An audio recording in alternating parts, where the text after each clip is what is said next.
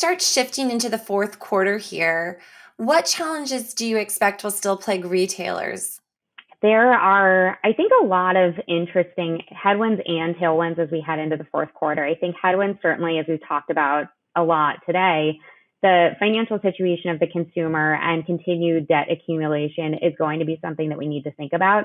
And also, kind of figuring out how consumers are going to behave around the holidays. We know that some of the purchase intention studies that have come out already say that consumers are a little bit less excited about the holidays this year.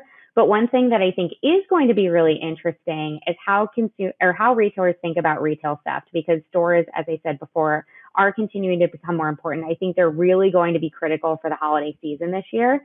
So retailers really need to be on their toes about figuring out ways to combat retail theft as we get into Q4. The other thing that I think is going to be really interesting is how some of those tentpole events of the fourth quarter really behave this year.